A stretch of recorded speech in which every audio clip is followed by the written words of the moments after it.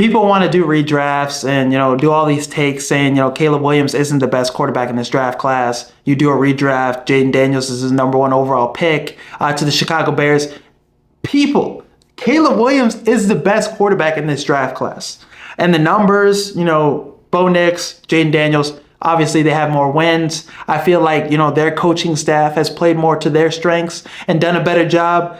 The Bears have more talented roster. That's why I thought this was the best situation a rookie quarterback has ever came into. But we forgot about the fact that Matt Eberflus, terrible coach, Shane Waldron, those 2 factors. We didn't look at those 2 factors as much as we should have. Robert Griffin Jr. did. He said Caleb Williams shouldn't have went to the Bears. He should have said he wasn't going to come to Chicago. But looking at Denver, looking at Washington, put Caleb in those 2 situations and they win more games.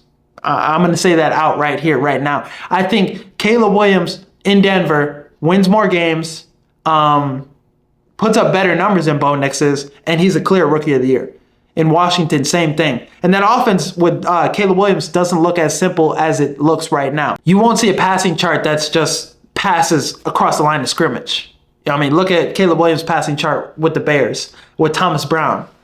So I think Cliff Kingsbury would be able to play to his strengths a little more consistently throughout the whole season instead of just these last couple games. You won't see all these up and down performances from Caleb. So he would have better numbers in Washington and he would have better numbers in Denver than both of those quarterbacks. You look at Bo Nix's numbers in Denver, 17 touchdowns, 8 interceptions, 63.8% completion percentage, 2,842 passing yards. Jaden Daniels, 15 touchdowns, 6 interceptions, 69.6 completion percentage. And like I said, those passes above the line of scrimmage help that completion percentage be as high as it is, and 2,800 passing yards as well. Now, Caleb Williams through 13 games, 270 for 434, 62.2% completion percentage, not that far off from those guys.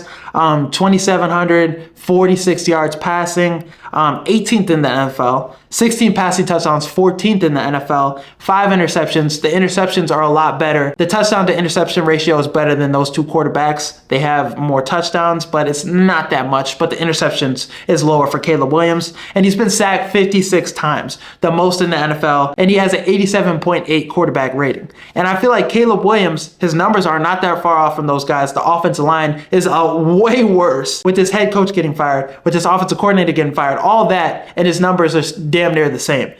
So you look at the Bears, and I think Caleb Williams gets caught into the failures, the poor management of the Bears, and people aren't realizing how good he actually is playing within all that. And he put up the best performance against the Minnesota Vikings defense. Brian Flores, this defense that, killed CJ Stroud, this defense that had success against Brock Purdy, all these good quarterbacks. Caleb Williams had the best numbers against Minnesota. 32 for 47, 340 yards passing, 2 touchdowns, 103.1 quarterback rating. So he was efficient as fuck. Against a blitz, he was killing their ass too. Really efficient on 3rd down and 4th down as well. Really, Matt Eberflus, the soft coverages, how he coached that defense in overtime really kind of, sold that game for the Bears. And Caleb Williams, one thing he does a little worse than these other quarterbacks is hold the ball too long. He thinks he has all day. He's taking all these sacks. Some of the 56 sacks that he has taken, some of it has been on him holding the ball too long. But I think that points to coaching as well, trying to get him to play conservative, trying to get him to not throw turnovers. So he's taking those sacks because he doesn't want to force a ball into coverage. But when he plays loose and plays freely like he did against these NFC North opponents, he didn't get sacked as much as we anticipated. It wasn't a 7-sack game against Minnesota, and they have one of the best defensive lines in the NFL. They sack quarterbacks at a high level. So against the NFC North opponents, Caleb Williams elevates his play. They should have won the game in Green Bay. He made some really good throws, made some really good plays. And Detroit, 3 passing touchdowns, 256 yards, 20 for 39, 97.8 QB rating, another good defense. All of that came in the second half too, which is really impressive. How he answered being down and struggling as much as they were in the first half. So against the best teams, against the best defenses in the NFL, Caleb Williams has answered the call. You can't say that consistently for the other quarterbacks, Bo Nix and Jaden Daniels. Jaden Daniels struggled against Philly. He struggled a couple games this season after starting off hot being in MVP conversations, he was playing really well. I'm not taking that away from him. And Bo Nix has done a great job, executing this offense and being the man in charge, being the quarterback, getting the ball out quick, extending plays with his legs. And that's a category Caleb Williams isn't that far off from Jayden Daniels. Jayden Daniels has 596 rushing touchdowns. Caleb Williams has 426. So he's also been extending plays. He's obviously not, the offense isn't designed for him to run as much as Jayden Daniels, but we see his numbers be a little close to that.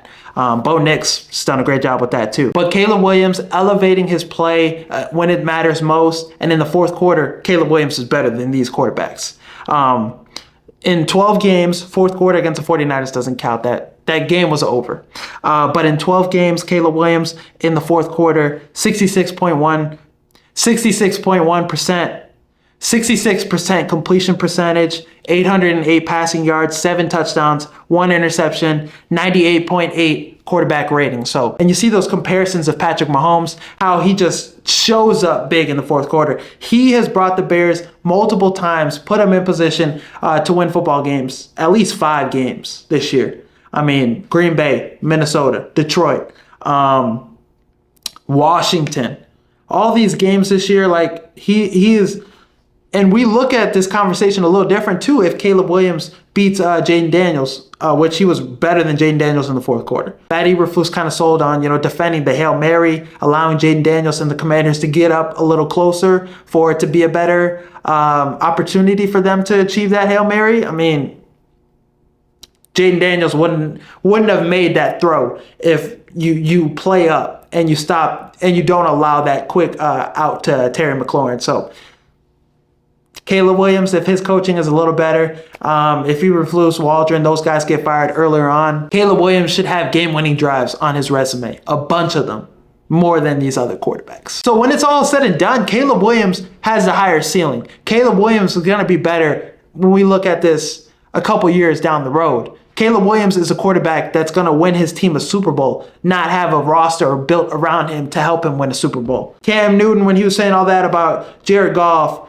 Kirk Cousins, all these quarterbacks, Brock Purdy, Caleb Williams is in that tier with Lamar Jackson, with Josh Allen, with Patrick Mahomes, those quarterbacks that are going to be the ones that show up big in the fourth quarter and win their team the game. The game-winning drives, they're making every throw. When it comes down to it, those are the guys you want. So Caleb Williams, he's the closest to Mahomes. He's going to be the one that's the best quarterback out of this draft class. And this is a good draft class. This draft class has potential to be one of the best quarterback draft classes. I mean, already Drake May looks really good. Already, Bo Nix is having success. Jayden Daniels, I think he's going to be good. Caleb has looked good in his, circumstances. Michael Penix Jr., I'm waiting for him to get an opportunity. I think he'll be really good in Atlanta too. So this class looks really good. 5 good quarterbacks potentially. And Caleb Williams is going to be the best one out of those 5. Some people thought the NFC North was going to be the worst division in football this season. They thought it was going to be as bad as the NFC South.